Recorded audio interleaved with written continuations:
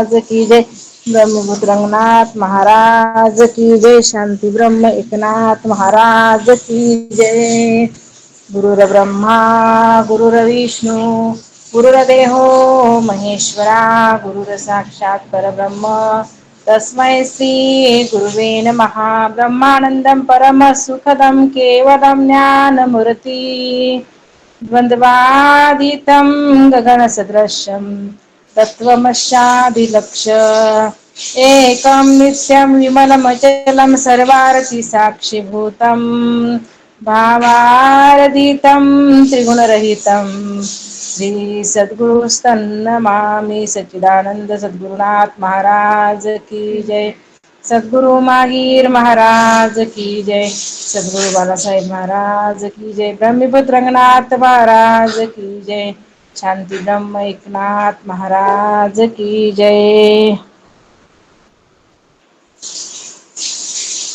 पंचीकरण आणि पान क्रमांक 151. अहं साक्षितीयो विद्याद्विविचैव पुनः पुनः स एवं मुक्तसो विद्वानिति वेदांत दिंडिमः. तर अपरोक्ष ज्ञानानेच मोक्ष प्राप्त होतो. अपरोक्ष ज्ञान जोपर्यंत होणार नाही तोपर्यंत आपल्याला मोक्ष प्राप्त होणार नाही. म्हणून अपरोक्ष ज्ञानानेच काय होणार आहे, मोक्ष होणार आहे. आणि त्याकरिता आता काय केलेलं आहे, इथं प्रमाण दिलंय. ब्रह्म नामावली ग्रंथामधलं काय आहे, हे प्रमाण आहे. कारण आपण बघितलं की देहाचा द्रष्टा, अवस्थेचा साक्षी आणि 5 कोशातीत. 3 देह, स्थूल देह, सूक्ष्म देह आणि कारण देह. जागृत, स्वप्न आणि सुषुप्ती या 3 अवस्था. अन्नमय, प्राणमय, मनोमय, विज्ञानमय, आनंदमय या 5ही कोशातून तू कसा आहेस म्हणले, निराळा. आणि तू कोण आहेस मग, तू आत्मा सच्चिदानंद रूप आहेस असं सिद्ध झालंय. आणि अशाच ज्ञानानं काय होणार आहे म्हणतात महाराज, तुला मोक्ष प्राप्त होणार आहे. म्हणून 3 देह जे आहेत, 3 देह कोणते, स्थूल देह, सूक्ष्म देह आणि कारण देह. 3 देहाचे तत्व किती आहेत,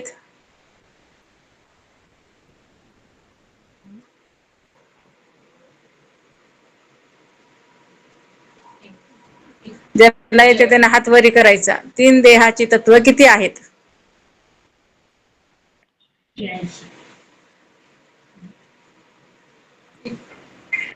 82 तत्वात आहे. संध्याताई बोला. स्पष्ट बरोबर उत्तर द्यायचा प्रयत्न करायचा. होत आहे. स्थूल देहाचे 33 तत्व, सूक्ष्म देहाचे 33 तत्व आणि कारण देहाचे 8 तत्व. किती झाले, 74 तत्व. 66 तत्व. मंगलताई रामकृष्ण हरी. आता जॉईन झाले, मला सांगा काय प्रश्न. मंगलताई आहेत ना, त्यांनी हात वरी केलाय, त्यांना विचारलं. बोला मंगलताई. दुसऱ्या 66 आहेत. 66 नक्की. हो. नाही 82 आहेत. 82 प्रश्न काय केला, 74 आहेत. नाही 3 देहाचे बघा तुम्ही विचार करा. 74 होतात ना ताई. 66 आणि 8 नाही. बरोबर आहे, 74 आहेत. माहितीये का, 4 देहाचे तत्व 82 आहेत. 3 देहाचे तत्व 74 आहेत.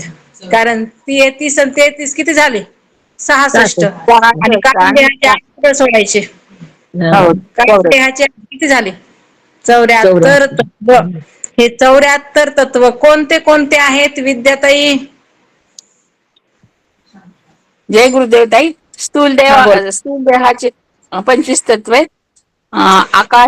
आकाशाचे पूर्ण सांगायचे ना, काम, क्रोध, शोक, मोह, लोभ. ऐका, आकाशाचे तत्व सांगा. हो ना, आकाशाचे हो ना, म्हणजे आकाशाचे आहेत ना ताई, काम, क्रोध, शोक, मोह, भय. हा, तुम्ही भय वायूचे, म्हणलास. हा हम्म. हा भय म्हणायचं राहिलं, बरोबर आहे, बरोबर. वायूचं चलन, वलन, धावन, प्रसरण, आकुंचन. हम्म. तेजाचं क्षुधा, तृषा, निद्रा, आलस्य, कांती. हम्म.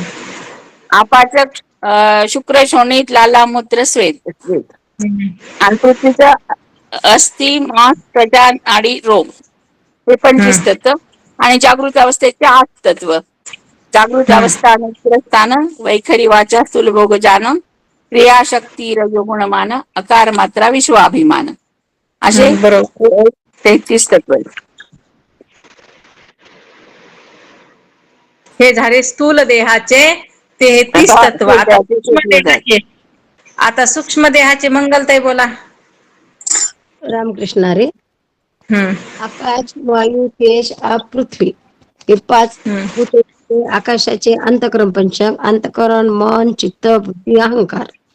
आकाशाचे. वायूचे चलन, वलन, नाही, हा. वायूचे व्यान, प्राण, समान, उदान, अपान वायूचे. आणि पुन्हा डबल तेजाचे सांगा वायूचे. वायूचे डबल सांगा. व्यान, समान, उदान, प्राण, अपान. मी प्राण सांगितलाच नव्हता. असं का? बर. हम्म. प्राण. आता तेजाचे ज्ञानेंद्रिय पंचक, श्रोत्र, त्वचा, चक्षु, जीवा, घ्राण. पुन्हा अपाचे कर्मेंद्रिय पंचक, वाक, पाणी, पात, गुद आणि शिश्न.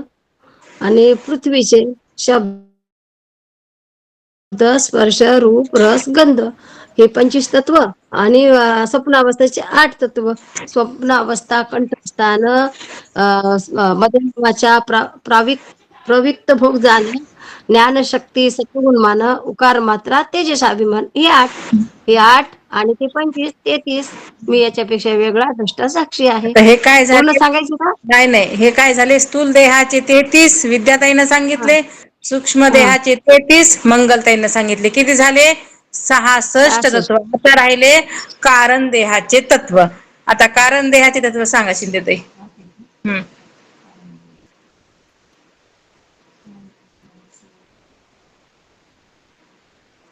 कारण देहाचे तत्व सांगू बोला. का मी? नाही नाही नाही नाही, दुसऱ्याला चान्स देऊ द्या ना. कारण देहाचे तत्व तुम्हा दोघीला पाठ नाहीत. बघा कसे विद्यार्थी खत्र आहेत. कारण देह आपला मी आत्ताच सांगू का झाला. ताई? थांबा ना हो, मी थांबा ना. सांगू मला का ताई? नाही नाही, अजिबात बोलायचं नाही. मी म्हणल्याशिवाय कोणी बोलायचं नाही. कारण सगळ्यांचे हात उगाच वर येत का? सगळ्यांना येतंय म्हणूनच केलंय ना. थांबा हो, तुम्हाला येत नाही ना, आता चुप बसा. जागृत अवस्था नाहीच आहे. स्थूल देहाची आहे जागृत अवस्था. कुसुमताई बोला. आता बघून नाही सांगायची हा. कुसुमताई बोला. हे असं असते, समोर असलं की कळतंय कुणाला येतंय कुणाला येत नाही. नाहीतर लई उग मस्त कॉफ्यावर कॉफ्या. हा बोला. कारण देहाची 8 तत्व आहेत. हम्म. सुसुप्ती अवस्था, हृदयस्थान, पश्चंती वाचा, आनंद भोग जाण, द्रव्य शक्ती, तमगुणमान, मकार मात्रा, प्राज्ञाभिमान. हे 8 तत्व पाठ आहे. केले जय का? गुरु. होत आहे, पाठ केले. होत आहे. बर बर. हे काय झाले मग? किती तत्व झाले हे? 66. किती? 74. स्थूल देहाचे 33. स्थूल देहाचे 33. सूक्ष्म देहाचे 33 आणि कारण देहाचे 8. किती झाले? 74 तत्व. आणि या 74 तत्वाला जाणायचे. हे अर्धवट पाठ केलं तर मोक्ष भेटणार आहे का? सगळं पाठ पाहिजे का नाही? स्थूल देहाची अवस्था बी कळना आपल्याला. सूक्ष्म कारण देहाची अवस्था बी कळना. आपण सूक्ष्म देहाचीच अवस्था सांगायलो, स्थूल देहाचीच अवस्था सांगायलो. जागृत अवस्था कोणाची? स्थूल देहाची. आणि आपण सांगायलो कोणाची? कारण देहाची. कसा मेळ बसन? कुणी अभ्यास करायचा? तुम्हीच अभ्यास करा. आम्ही फक्त ऐकतो, सोडून देतो. आहे का नाही? इकडून ऐकायचं, इकडून सोडून द्यायचं. अभ्यास नकोच वाटतंय. आहे का नाही? अभ्यास केला तरच काय होणार आहे? फळ भेटणार आहे. अभ्यासाचे निनावे. आहे का नाही? अभ्यास पाहिजे का नाही? अभ्यास नाही केलं तर काही पदरात पडत नाही, नुसतं येर झाले. ते काय म्हणले, गाढव मेलं वजानं आणि शिंगरू मेलं येर झाल्यानं, तसा प्रकार होतोय बरं का. म्हणून अभ्यास हा केलाच पाहिजे. आपल्याला अजून कारण देहाची अवस्था वाट नाही, कधी करायची? काय करायचे? ऐन टायमाला परीक्षेमध्ये साप आहे, साप गेल्यावर त्या फरकंड्याला किती काट्या मारल्या, उपयोग काय? जवाचे तवा पाहिजे. परीक्षात येईना झाले मग म्हणते मला लई येत होतं सगळं, उपयोग काय? काहीच उपयोग नाही. परफेक्ट पाहिजे.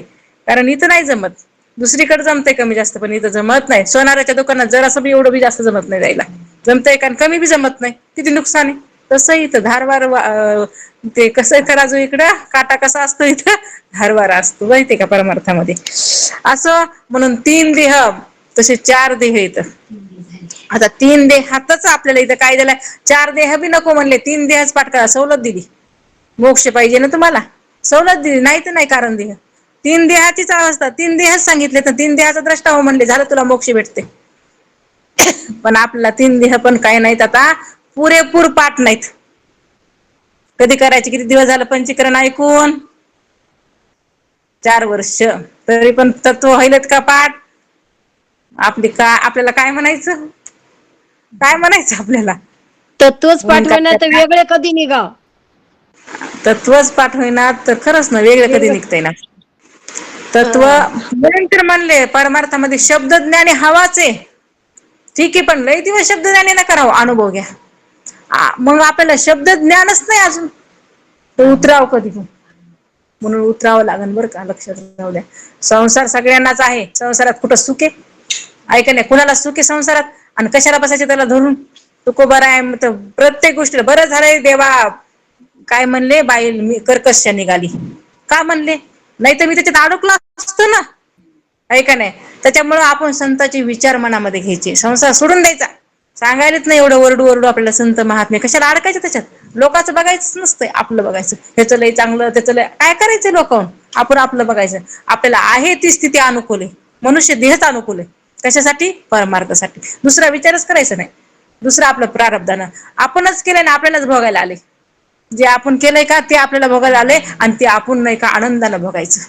समोरच्याला देव बघायचं. आणि जर एक वर्म सांगितलेला आहे, समोरचा आपल्याला त्रास द्यायलाय, आपण त्याला काहीच न बोलता जर सहन करत असताना आपले पाप जळतात. आपलं काय होते तिथं, पाप जळत असते बरं का, लक्षात राहू दे. म्हणून नाही का सहन करायचं, त्याला देवच बघायचं. साधकानं काय करायचं, समोर त्याला देवच बघायचं, बोलला ना बोल बाबा, आणि आपण सहन करायचं. कारण सहनशीलता पाहिजे का नाही, कितवी संपत्ती आहे. सुख दुःख सहन करण्याची योग्यता कितवी संपत्ती सांगितली? काय शिंदे काकू, कुठे गेलं पंचीकरण? बोला विभूतीताई, कितवी संपत्ती? मंगलताई, कितवी संपत्ती आहे? चौथी. कुठे पंचीकरण? कितवी? कुठे पंचीकरण? कुठे? गप्पा मारायला 1 नंबर, बोट दाखवायला 1 नंबर. बघा की आपल्यालाच काय येतंय का. म्हणून नाही का कोणाला बोट दाखवायचं नाही. 1 बोट दुसऱ्याकडे तर 4 बोट आपल्याकडे असतात. संपत्ती सुद्धा लक्षात येईल नाही. अहो पण कितवी संपत्ती आहे? तितिक्षा कशाला म्हणतात? तितिक्षा, शमदम उपरती आणि तितिक्षा. म्हणून काय करायचं लक्षात, तितिक्षा म्हणजे काय? सुख दुःख सहन करण्याची योग्यता पाहिजे का नाही? संपत्तीच नाहीत आपल्याकडं. ह्या तर गोष्टी नाही. चौथी. बरोबर आहे ना, मग कुठं नाही म्हणाले मी तुम्हाला, काय म्हणलंच नाही मी. चुकलंय म्हणलाली मी माझं मला. नाही नाही, तुम्हाला काहीच बोलले नाही ना, म्हणून तर. कारण कसं आहे माहिती का, लक्षात असावं. नाही तर पुढचं पाठ मागचं सपाट काही कामाचं नाही. म्हणून पंचीकरण खळखळ व्हावं लागतंय. पंचीकरण कसं व्हावं लागतंय? खळखळ व्हावं लागतंय. महाराज म्हणायचे काय करू नको, फक्त पंचीकरणाचा अभ्यास कर. बघा इथं मोक्ष दिलाय, कोणत्या ग्रंथानं तुम्हाला एवढा आठवणाट मोक्ष सांगितलाय? इथं पंचीकरणानं सांगितलंय मोक्ष. काही नको करूस, 3 देहाचा द्रष्टा हो, 3 अवस्थेचा साक्षी हो, पंचकोशातीत बंद झाला मोक्ष तुला, गॅरंटी दिली. कुणी करायचं? आपल्याला करणंच होत नाही. दुसऱ्याला गप्पा मारता दिवसभर, आहे का नाही. पण आपल्याला नाही का इकडलंच होत नाही तर काही ना सिद्ध व्हायला लागलंय. आपल्या ह्याच्यामध्ये किती चित्त येते. आपण किती काही म्हणू द्या, आपण बोलायचं शब्द, तुमचे शब्द सांगतात की तुम्ही कितपत आहात. ते सांगायची सुद्धा गरज नाही तोंडानं की आम्ही इथपर्यंत आहात. तुम्ही बोललं की कळतंय की तुम्ही कितपत आहात. कारण हे काय आहे, वर्मच आहे ना. बोलण्यावरून कळतंय की हे किती ज्ञानी येते. इतकं संतांनी काय केलेली असती, शिदोरी दिलेली असती बरं का. लक्षात राहू द्या. कुणाला बी, प्रत्येकालाच बरं का. त्याच्या बोलण्यावर कळतं हे ज्ञानी हे का अज्ञानी आहेत. असं चला आता काय सांगितलं, तीन देह, स्थूल, सूक्ष्म आणि कारण, तीनही देहाचा तू कोण आहेस, द्रष्टा. आणि तीनही अवस्थेचा तू साक्षी आहेस. तीन देहाच्या तीन अवस्था, जागृत अवस्था, स्वप्नावस्था आणि सुषुप्ती अवस्था, ह्या काय आहेत, तीन अवस्था. तीन अवस्थेचा तू कोण आहेस, द्रष्टा आहेस. मग तीन अवस्था न बघता, कोण सांगते त्यांना हात वरी करायचा, न बघता सांगायच्या तीनही अवस्था. ज्याला येतात त्यांना हात वरी करा आणि कॅमेरा ओपन करून सांगा. कॅमेरा ओपन करायचा आणि सांगायचा प्रयत्न करायचा. दुसऱ्या मंगलताई बोला. जागृत, स्वप्न, सुषुप्ती. अहो मी अवस्थेचे तत्व म्हणलं. अवस्थेचे तत्व, बरं बरं बरं. म्हणजे तिन्ही अवस्थेत सांगायचे का? हा, न बघता हो सांगायचे तीन. हो, सांगते हा, सांगते. सांगा जागृत सांगा. अवस्था, नेत्रस्थान, वैखरी वाचा, स्थूल भोगजान, क्रिया शक्ती, रजोगुणमान, अकार मात्रा, विश्वाभिमान. आता त्याचे हे आणि पुन्हा याच्याचे तत्व हे, आणि पुन्हा काय सांगायचं कडे, सुषुप्ती, स्वप्न सांगायचे का? हम्म. स्वप्न अवस्था, कंठस्थान, मध्यमा वाचा, मध्यमा वाचा, प्रविविक्त भोग ज्ञान, ज्ञान शक्ती, सत्वगुणमान, अकार उकार मात्रा, तेजसाभिमान. आता हम्म. सुषुप्ती अवस्था, सुषुप्ती अवस्था, हृदय स्थान, पश्चंती वाचा, आनंद भोग ज्ञान आणि द्रव्य शक्ती, तमोगुणमान, मकार मात्रा, प्राज्ञाभिमान. वा याच्यापेक्षा वा दुसरा साक्षी आहे मी आता. वा वा, पहिलंच पंचीकरण आहे का दुसरं आहे? कितवं दुसऱ्याच पंचीकरण? वेळेस, दुसऱ्या वेळेस आहे ताई. वा वा, छान छान पाठ केलं बरं का. हा. असंच केलं पाहिजे खरंच आहे. कारण हम्म. वय किती आहे ह्यांचं, काय असं लय ही बी नाही, साधारणच आहे आपल्यासारखंच वय. पण 65 केलंय. वर्ष आहे ताई, 65 वर्ष आहे. आणि दुःख झालं याच्यानं, दुःख झालं याच्यानं हे होऊन गेले मी. 65 वर्ष असून सुद्धा त्यांना किती छान पाठ केले. त्यांच्यापेक्षा तर कमीच वय आहे ना, तरी आपल्याला छान छान छान काय केलंय, छान पाठ केलं. ठीक आहे. आता पुढचं आहे, काय सांगितलं, तीन देहाच्या म्हणजे द्रष्टा, अवस्थेचा साक्षी, आणि आता म्हटलेले 5 कोशातीत, 5 कोश. म्यूट करा मंगलताई, व्हिडिओ हो बंद. हो. आता काय सांगितले, 5 कोश. आता 5 कोश कोणते आणि 5 कोशाचे तत्व कोणते, एक्कानच सांगायचे. बरं सांगा, 1 मिनिट. शिंदेताई सांगा सांगा. आनंदमय कोश, प्राणमय कोश, मनमय कोश, विज्ञानमय कोश, आनंदमय कोश. काय, डबल सांगा. अन्नमय कोश, हम्म. प्राणमय कोश, हम्म. मनमय कोश, हम्म. विज्ञानमय कोश आणि आनंदमय कोश. हम्म. हे अन्नमय कोश 25 तत्वाचे. सांगायचे 25 तत्व. अन्नमय कोशाचे 25 तत्व. आकाश, वायू, तेज, आकाश, पृथ्वी. आकाशाचे काम, क्रोध, शोक आणि वेग. वायूचे चलन, वलन, धावन, प्रसरण, रामकुच. आकाश, वायू, तेज, सुधा, त्रस्या, आदर्श, निद्रा, कांती. आकाश, शोभित, लाला, भद्र, शुद्ध. प्रत्येक अस्थि, मांस, त्वचा, नाडी आणि रोग. हे झाले स्थूल देहाचे 25 तत्व. तुम्हाला मी स्थूल देह विचारला नाही. अन्नमय कोशाची हा, मग तुम्ही अन्नमय कोश म्हणा. अन्नमय कोशाची 25 म्हणण्यात आले. पुन्हा आणखीन अन्नमय कोशाचे 25, पुन्हा अन्नमय कोश, प्राणमय कोश तिचे 10 तत्व. 5 प्राण, 5 उपप्राण. तर उपप्राण कोणते सांगितले, नाक कुर्म कर्कल देवस्थानी झाल्याचे 5 प्राण व्यान समान उदान प्राणाने आपात या प्राणमय कोश अन्नमय कोश 6 तत्वाचा नाही हे मनोमय कोश 6 तत्वाचा 5 ज्ञानेंद्रिय आणि 1 मन ज्ञानेंद्रिय श्रोत्र त्वचा चक्षु जिव्हा आणि घरात आणि 1 मन हे झाला मनोमय कोश विज्ञान कोश 6 तत्वाचाच 5 ज्ञानेंद्रिय 1 बुद्धी आणि 3 सवय ज्ञानेंद्रिय श्रोत्र त्वचा चक्षु जिव्हा आणि घरात आणि 1 बुद्धी हे 7 तत्व आणि पुन्हा आनंदमय कोश आनंदमय कोश हे मोद प्रमोद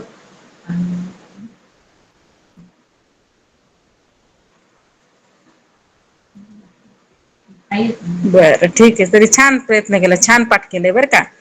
ठीक आहे. मी इकडे सांगू कोण का? सांगतंय? मी नाही हो, सांगते. झालं ना, तुमचा नंबर झालाय ना. कसं आता झालं? 5 कोश सांगायचे, 5 कोश. हो मी आणि सांगू का म्हटलं बरं 5 का, कोश? संगीताताई उबाळे उघडा म्यूट. जे नक मला टू गेट हा आणि आपला म्हणू आपलं अन्नमय कोश, प्राणमय कोश, मनोमय कोश, विज्ञानमय कोश आणि आनंदमय कोश. आता पहिलं अन्नमय कोश 25 तत्वाचा आहे. आकाश, वायू, तेज, आप आणि पृथ्वी. नाही आकाशाचे काम, क्रोध, शोक, मोह आणि भय. वायूचे चलन, वलन, धावन, प्रसरण, अंकुशन. तेजाचे सुधा, तृषा, अलुष्य, निद्रा, कांती. आपाचे शुक्र, शोणित, लाला, मूत्र, श्वेत. पृथ्वीचे अस्थि, मांस, त्वचा, रोम. अस्थि, मांस, नाडी, त्वचा, रोम. हे झाले 25 तत्व अन्नमय कोश. आणि प्राणमय कोश 5 कर्मेंद्रिय, 5 ज्ञानेंद्रिय, 5 कर्मेंद्रिय आणि 5 प्राण. प्राण व्यान समान उदान प्राण अपान. कर्मेंद्रिय वाचा, पाणी, 5 शिष्णभूत असे मिळून 10 तत्वाचं प्राणमय कोश. आणि विज्ञानमय कोश 5 ज्ञानेंद्रिय आणि 1 मन. 5 ज्ञानेंद्रिय चक्षु, त्वचा, जिवा, घ्राण. चक्षु, त्वचा नाही श्रोत्र, चक्षु, त्वचा, जिवा, घ्राण हे 5 ज्ञानेंद्रिय आणि 1 मन हे मिळून झाले मनोमय कोश. हा मनोमय कोश. आता विज्ञानमय कोश 5 ज्ञानेंद्रिय आणि 1 बुद्धी. 5 ज्ञानेंद्रिय चक्षु, श्रोत्र, चक्षु, जिवा, त्वचा, घ्राण आणि बुद्धी हे मिळून हे झाले विज्ञानमय कोश. आता आनंदमय कोश प्रिय, मोद आणि प्रमोद हे 3 मिळून आनंदमय कोश असे जागृत अवस्था, सुसुप्ती अवस्था आणि जागृत अवस्था, स्वप्नावस्था, सुसुप्ती अवस्था याचे 5 कोश. जय गुरुदेव. आले का? 3 देहाचे 5 कोश, अवस्थेचे नाही, देहाचे. हा 3 देहाचे 5 कोश. बरोबर आहे. एवढं पाठांतर पाहिजे एकाला, एवढं पाठांतर पाहिजे. आता तुम्ही वेगवेगळ्यानं सांगितलं, वेगवेगळ्यानं नाही, एकालाच एवढं पाठ पाहिजे. म्हणजे काय पाठ पाहिजे? 3 देह, 3 अवस्था आणि 5 कोश. पाठ अंतर पाहिजे तरच आपल्याला काय होणार आहेत, आपण मुक्त जीवन मुक्त अवस्थेला काय होणार आहोत, प्राप्त होणार आहे. तर आपल्याला निर्भयपणे म्हणता येईल, तुका म्हणे आम्ही झालो अग्निरूप, लागू नेदी पाप पुण्य अंगा म्हणता येईल. का नाही म्हणता येणार? पण एवढं निघाल्यावर बाहेर, नाहीतर काही नाही, अडकतो ह्याच्यामध्येच, आहे का नाही? मग काय नाही, यम म्हणतंय लय श्रवण केलं पण काय उपयोगाचं आहे का? नाही का नाही? तरी पण नाही, तसं नाही. हळूहळू अधिकार प्राप्त होतंय. आज नाही उद्या येणारच आहे. फक्त काय करायचं, जरासा प्रयत्न करायचा आणि पाठांतर करायचं. जरासं बाजूला ठेवायचं सगळं आणि जरासं 10-15 मिनिटं, अर्धा 1 घंटा आपल्या पंचीकरणासाठी काढायचा. रोजचा रोज अभ्यास केला एवढा ताण येत नाही, आहे का नाही? शेतातलं काम करत करत घरातलं काम करत करत काय झालं, आपलं आपलं पाठ करायचं. एक 5च तत्व पाठ करायचे नाही ना, आपल्याला लोट जमत हे का नाही. एकच पाठ करायचं, जास्त नाही हे का नाही. एक दिवस एक अवस्थाच पाठ करायची, दिवसभर गोकायची बघा, कधीच विसरत नाही. एका दिवशी एक केलं तर. मला 42 करते. म्हणून हो ना, रामकृष्ण रे, रचनाताई पूर्ण पाठ झाले, सांगू का? आम्ही तर पहिल्याच पंचकरणाला पाठ केलं. आम्ही पंचीकरण सगळं पाठ पहिल्याच पंचकरणाला केलं. तुम्ही तरी नुसते हे म्हणायला, तर आम्ही सगळंच पाठ केलं. कारण आम्हाला तसं धाकच होता महाराजांचा, करावंच लागलं सगळं, काही सुद्धा असं नाही. A to Z आम्हाला म्हणजे देहातलं तुम्ही कोणचं कानाकोपऱ्यातलं विचारा न बघता. कारण का बरं, महाराजांना आम्हाला तसं पाठ करायला लावलंच होतं. कारण पंचकरण खळखळ व्हावा, पंचकरणाची चाळणी होऊस तर पंचकरणाचा अभ्यास करत जा म्हणायची. चाळ लागली पाहिजे एका पानाला, एवढा अभ्यास तुम्ही कशाचा करा, पंचकरणाचा. असो मग काय होणार म्हणले, तुम्ही मोक्षापर्यंत जाणार, तुम्हाला जीवन मुक्तीचं सर्टिफिकेट भेटणार. कशाचं, जीवन मुक्तीचं. आजकाल लोक सर्टिफिकेट भेटण्यासाठी किती मरमर करायले, तिथं तर आपल्याला आयतं सर्टिफिकेट फुकट, फ्री मोक्ष आहे. काही पैसे लागायलेत का, 1 रुपये लागत नाही. इकडलं सर्टिफिकेट काढायला किती पैसे लागायलेत, आम्हाला सर्टिफिकेट काढायचे तर 2-2 लाख रुपये लागतात. तेवढं सर्टिफिकेट काढायला काय आहे तर पैसे इकडं, आणि इकडं फ्री आहे. आहे का नाही. फ्री असून सुद्धा माणूस काय करणं झालंय, येणं झालंय, आहे का नाही. म्हणून इथं सांगितलेलं आहे की 5 कोश, 3 देह, 3 अवस्था ह्यांचं काय करायचंय, निरसन करायचंय. आणि ह्यांचं निरसन केल्याच्या नंतरच ते तीर्थ संन्यास घेई निश्चयाचा, मेरू होय सुखाचा सहजपणे. जास्त अट्टहास नाही, सहज आहे. म्हणजे काय, मोक्ष सहज भेटायलाय मोक्ष. त्यात जास्त अट्टहास सुद्धा करण्याची काय नाही, गरज नाही. फक्त काय करायचं, कशाला भेटायला मोक्ष, फक्त श्रवणाला. काय करावं लागलं का, हात मळना, पाय मळना, आहे का नाही. महाराज म्हणले फक्त श्रवण कर. श्रवणाच्या मिसे बैसावे येऊनी, साम्राज्य भुवनी सुखी नांदे. किंवा मनाचा मारा न करिता, इंद्रियासी दुःख न देता, येथे मोक्ष असे ऐकता, श्रवणा माझी. श्रवणानं मोक्ष म्हणे. सगळ्यांनाच व्याप आहे, पण जरा व्याप काय करायचा, बाजूला आहे. सगळ्यांनाच असते हो, सगळ्याच्या परी सगळ्यांना दिले देवानं, पण त्याच्यामधून सुद्धा निष्ठावं लागतंय. ऐका नाही, कुणाला नाही सांगा ना, पंचसंतांना लावता. आपल्याला तरी खायची पाहिजे सोय, अनुकूल वातावरण. संतांना कोणत्या अनुकूल वातावरण होतं सांगा. ज्ञानेश्वर महाराजांची आपल्याला अवस्था माहित नाही का, तुकोबरायांची अवस्था, उपाशी राहावं लागायचं. एवढे पेरमानंद महाराज येत आपल्या मोबाईलवर येतात, ते सुद्धा सांगतात त्यांची अवस्था कशी होती ती.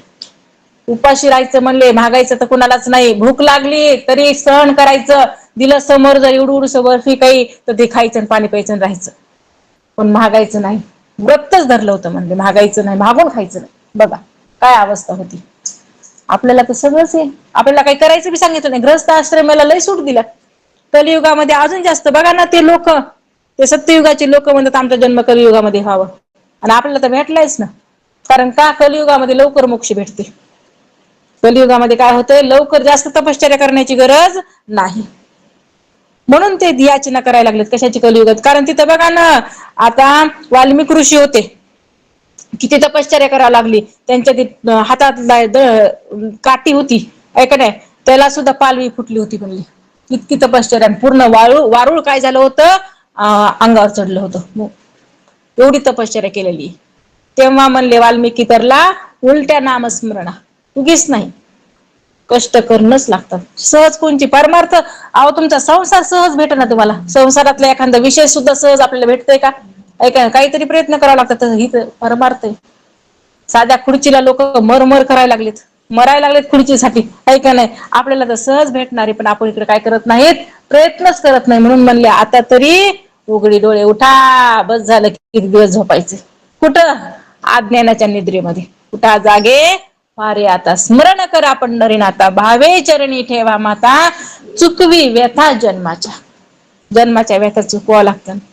वारी वारी जन्म मरणाची वारी. वारी काय करायची आपल्याला, करायची. ही वारी जर केली तर ती वारी आपली चुकणारी. कोणती, जन्म आणि मरणाची. नाही तर म्हणले आहेच वारी, किती वेळा जन्म यावेन किती व्हावे फजित. असं म्हणून काय करायचंय तर 3 देह, त्याचा द्रष्टा बना, 3 अवस्था त्याचा साक्षी बना आणि 5 कोशात तीत वेगळं निघा. 5 कोशाला बाजूला सारा. लगेच बाजूला सारलं की आत्मा काय आहे, तो आत्मा प्रत्यक्ष हरी दिसे, प्रत्यक्ष दिसणारे म्हणून. कारण भ्रमच तसा झालाय ना, ह्या भ्रमानं काय झाले, मायेनं काय झाले, वेडलेलं आहे बरं का. नाही ती दाखवणारी कोण आहे, ही माया. नाही ते दाखव आहे परमात्मा, पण परमात्मा दाखवित नाही, नाही ते दाखवती. सगळा परमात्माच आहे, पण कुठं वाटायला परमात्मा. एकनाथ ह्याच्यामध्ये श्रीमद भागवतामध्ये भगवंताचं स्वरूपच प्रगट करून, विश्व रूप जे आहे ते प्रगट करून दाखवले की परमात्म्याचं विश्वरूप कसं आहे आणि सगळ्यांना कशा कोणचे कोणचे अवयव आहेत असं स्पष्ट सांगितलंय. मग ते कारण हे झाड जे आहे संत भगवंताचे रोम सांगितलेले, म्हणजे असं खूप म्हणजे सुंदर असं वर्णन केलेलं आहे भागवतामध्ये. असं चला मग आता आपल्याला काय करायचं आहे, मोक्ष भेटला बरं का. इथपर्यंत आपण आलो, आपल्याला काय झालं इथं, मोक्ष भेटला हे समजून पुढे चालायचे. असं चला महाराज इथे सांगायलेत, तू आत्मा सच्चिदानंद रूप आहेस असं ठरलं. ह्यावरून काय ठरलं, तू आत्मा कसा आहे, सच्चिदानंद स्वरूप आहेस. यासाठी बा शिष्या अशा ज्ञानानेच तुला मोक्ष मिळेल, यात काय नाही संशय नाही. तू जर हे ज्ञान प्राप्त करून घेतलं तरच मोक्ष आहे, याच्यामध्ये काय नाही संशय अजिबात नाही. मोक्ष म्हणजे सुख, सुखाचं आगर आहे, तिथं दुःखच नाही. काय त्या मोक्षाचं वर्णन आहे, ऐका ना, तिथं काय नाही दुःखाचा लवलेशही नाही. कुठं मोक्ष, का बरं, अहो एकदा मोक्ष भेटला ना, आपल्या मनावर जन्म घ्यायचा का नाही. एकदा जर मोक्ष भेटला तर आपल्या मनावर आहे. तुकोबरायांना महाराज भगवंत विन तुकोबराय घ्यायचाय म्हणले अवतार तुम्हाला, नाही म्हणे घेणार. बघा मनावर आहे. अटी एवढ्या मोठ्या अटी ठेवल्या भगवंताच्या समोर, तर मी घेईन म्हणे, जन्म नाही ते घेणार नाही. बघ म्हणे देवा ठीक आहे, मी नाही का मागच्या जन्मामध्ये नामदेवाचाच अवतार तुकोबराय आहेत, हे का नाही. मागच्या जन्मामध्ये म्हणे मी गृहस्थीचं काय केलं नाही, सुख भोगलं नाही. अर्ध तरी आयुष्य मला आता गृहस्थीचं सुख भोगायचं, ठीक आहे म्हणे, काय हरकत नाही. नंतर तू येऊन मला आठवण करून द्यावं लागेल म्हणे की तुला हे हे कार्य करायचे. म्हणून तर बाबाजी सद्गुरु दास स्वप्नात येऊन केलास, काय केला, उपदेश केला, सांगितलं, जागा केलं तिथं. तिथून पुढे सगळं वैराग्य काय केलं, अंगावर बांधलं आणि म्हणले शेवटी अंती तूच नाही आला पाहिजे तरच जन्म घेतो, नाही ते घेणार नाही. आणि का बरं, नामदेव महाराजांनी काय केलं होतं, अभंग लिहायचं ठरवलं होतं. शतकोटी अभंग लिहीन म्हणून सांगितलं. हे काय केलं होतं, म्हणजे संकल्प सोडला होता. तर काहीतरी झाले होते, असे 4 कोटी काहीतरी राहिले होते, आहे की नाही, आहे तर कुंडताई, त्यांना जरा माहिती असते तर बरं का. तर राहिले होते आणि त्याच्यासाठी त्याच्यासाठी थोडं पडलं ना, कारण देवावर संकल्प केलता ना. आता ते संकल्प निभवायचा देवाला, केला संकल्प, निभवणारे देव आहेत ना. तसं आपण बी संकल्प करा ना, सत्य संकल्प करा ना, देवा या जन्मात माझं एवढं एवढं झालं पाहिजे काम, बरं का तुझ्यावर सोपवलंय, ते करणं न करणं तुझ्यावर काम, मी सगळं तुला सोपवलंय, बघा देव करून घेते का नाही. पण आपला कुठं विश्वास आहे देवावर, त्यांचा होता, त्यांची कामं केली, आपला विश्वासच नाही. आपण आपल्यावर विश्वास ठेवतो, अरे हे नासत आणि ह्याच्यावर तू विश्वास ठेवायला, हे कधी धोका देऊन पत्ता लागत नाही म्हणले हे नासत्याच्या, ह्याच्यावर विश्वास ठेवू नको, देवावर विश्वास ठेव. पण आपलं काय मन डगमग डगमग, आहे का नाही. मग त्यांचा नव्हता ना, त्यांचा विश्वास होता, म्हणून भगवंताला तुकोबरायांना मनाला सगळे अटी मान्य करून पाठवावं लागलं. म्हणून वैकुंठीचे काय म्हणले, आम्ही वैकुंठवासी आलो या कारणासी. बघा ना, स्पष्ट सांगितलंय. पण आपलं काय होत नाही, आपल्या मतीमध्ये बसतच नाही. असं म्हणून ते काय मी तुम्हाला सांगू लागले, मोक्ष असा असते, आपल्या मनावर यायचं का नाही, या मृत्यू लोकेमध्ये यायचं का नाही, का फक्त आपल्या आनंदामध्ये राहायचं, असा मोक्ष आहे. म्हणून तर म्हणजे निरंजनामध्ये राहिले, जनरहित अवस्था आहे तिथं, फक्त सुखाचा आगर आहे तिथं, त्या स्थितीमध्ये जाऊन राहिलेले संत, आणि ती स्थिती इथं प्राप्त करून घेता येते.